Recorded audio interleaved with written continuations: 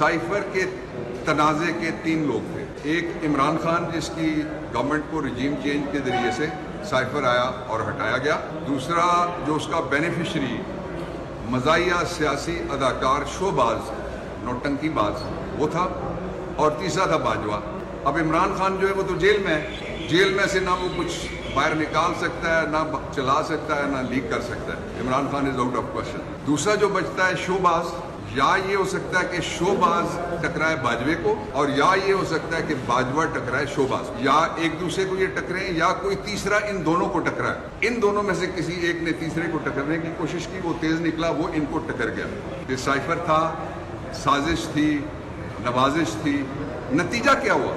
नतीजा ये हुआ कि आज पेट्रोल बम गिरा, आज गैस बम गिरा, आज बिजली बम गिरा, गरीब के घर बर्बाद हुए, और जो आए थे साइफर साजिश और नवाजिश के जरिए, उनके अरबों खरबों के जो जितने भी थे मुकदमे वो सारे ख़त्म हो गए। ये जो हुकूमत गई है इसके बारे में मुझे ने कहा किसी ने कि खस कम जहाँ पाक कहें। मैंने कहा इनको खस कम जहाँ पाक कहना बहुत कम है।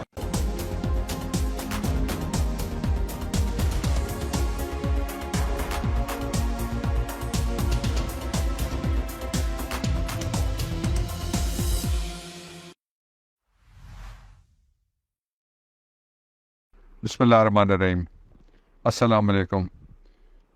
अमेरिका के अंदर डोनाल्ड लू उनके असिस्टेंट सेक्रेटरी थे जो, और स्टेट डिपार्टमेंट को रिप्रेजेंट करते थे। उनके साथ कुछ लोग बैठे हुए थे। उन्होंने बुलाया हमारे असद वजीद, एक एम्बेसडर जो यूनाइटेड स्टेट्स के अंदर न्यूयॉर्क में और वाशिंगटन में हमारी नुमाइंदगी करते हैं पाकिस्तान की, और उनको जो बुला के उन्होंने गुफ्तगू की उसको डिप्लोमेटिक कोड्स के मुताबिक केबल कहते हैं।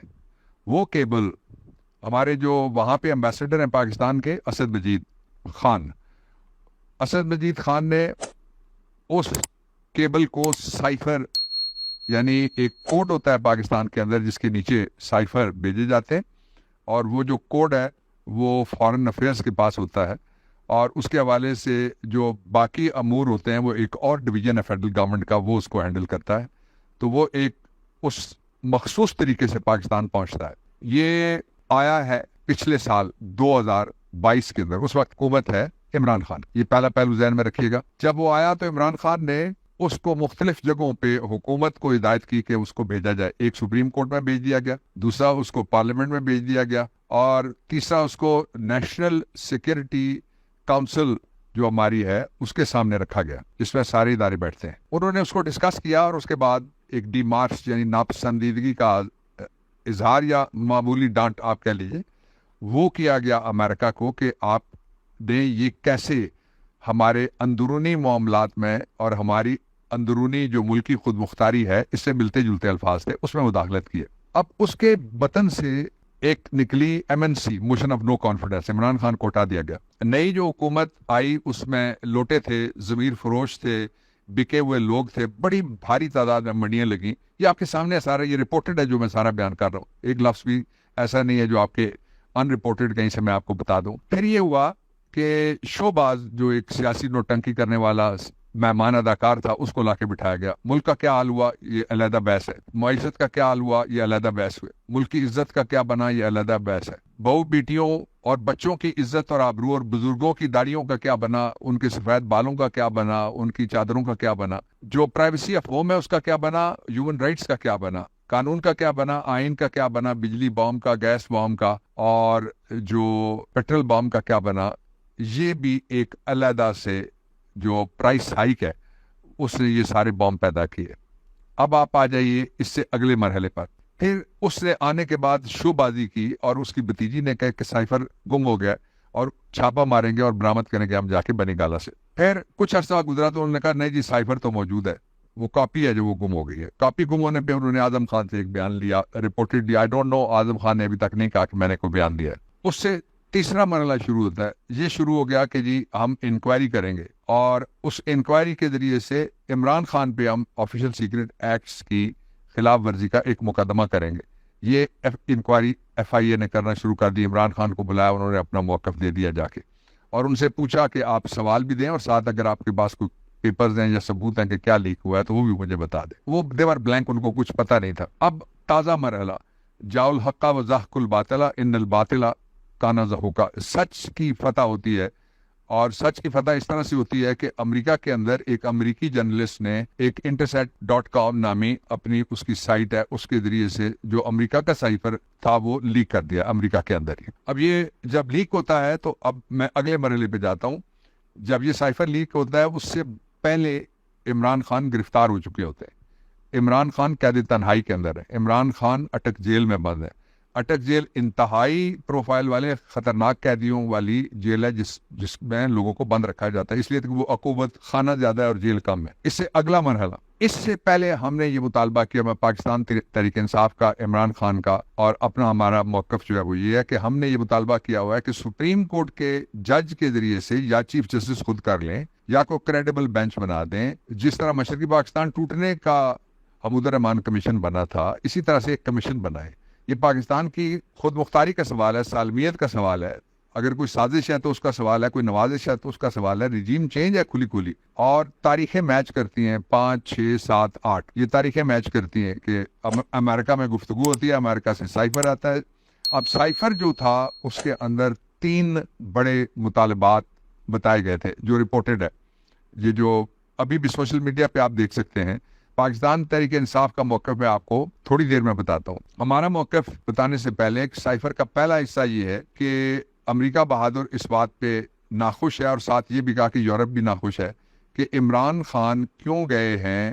یوکرین کی جنگ شروع ہونے والی ہے اور عمران خان پہنچ گئے روس. دورہ ظاہر خالہ جی کے گھر تو نہیں جانا کہ جس وقت مرضی موٹر سائیکل دوڑائی اور وہاں پہنچ گئے. ایک ملک تھا جس کے ساتھ ہماری ناراضگیاں رہی ہوئی ہیں. ہم نے اس کے خلاف پراکسی جنگ لڑی ہوئی ہے افغانستان میں. وہ بھارت کا دوست ہے شروع سے. تو یہ ایک آئس بریکنگ تھی، اس لیے کہ ہمارے پاس تیل بھی نہیں تھا اور گندم کا بحران آنے والا تھا.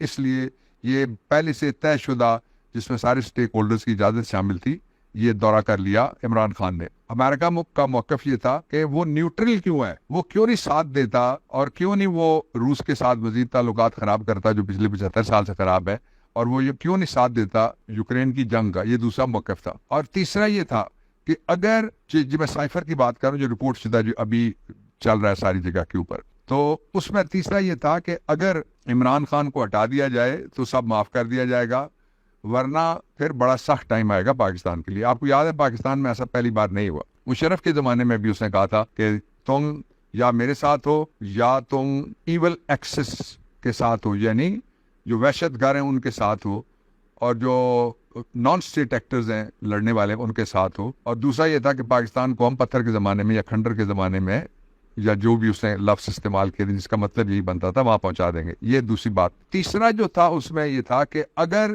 یہ MNC motion of no confidence کامیاب ہو جاتی ہے تو سب کچھ معاف کر دیا جائے گا. اب کھل گیا راز. اس کے ٹائمنگز بڑے امپورٹنٹ ہیں. میں آپ کو لے کے چلتا ہوں ان کی طرف. ایک ایسے وقت میں جب عمران خان قید میں ہیں امریکہ کے اندر. اب آپ ذرا خیال کے گھوڑے دوڑائیے گا کہ کون کون لوگ ہیں پاکستان کے جو اس کے فریق 3 تھے اس وقت. ایک فریق وہ تھا جس کی گورنمنٹ گئی، وہ عمران خان تھے، پاکستان تحریک انصاف تھی. دوسرا فریق وہ تھا جو بینیفیشری ہے PDM اور جس کو گورنمنٹ ملی، وہ شہباز شریف. یہ ہمیشہ جب بھی ہے پاکستان کے ساتھ بدمعاشی کی، پاکستان کے عوام کے ساتھ بدمعاشی کی، معیشت کے ساتھ بدمعاشی کی، اپنے کیس معاف کرائے، منی لانڈرنگ کی، مہنگائی کی اور بھاگ گئے. اور جو تیسرا فریق تھا اس وقت وہ خود بعد میں جل باجوہ نے ریٹائرمنٹ سے پہلے ہی گفتگو اس بارے میں شروع کر دی تھی. مختلف صحافیوں کے انٹرویوز اس کے گواہ ہیں جو کسی نے انکار نہیں کیا کہ میں نے نہیں دیے. اب جو پاکستان تحریک انصاف کا موقف ہے پہلے دن سے وہ یہ ہے کہ یہ پاکستان کے اندر جو کچھ بھی ہوا سائفر کے حوالے سے ایک commission supreme court of Pakistan میں، اور کمیشن جوڈیشل ہونا چاہیے. اس میں کوئی ایگزیکٹو کا عمل دخل نہیں ہونا چاہیے. اس میں کوئی پولیسنگ والے ادارے یا لا انفورسز والے ادارے ان کا عمل دخل نہیں ہونا چاہیے. صرف جوڈیشل ہو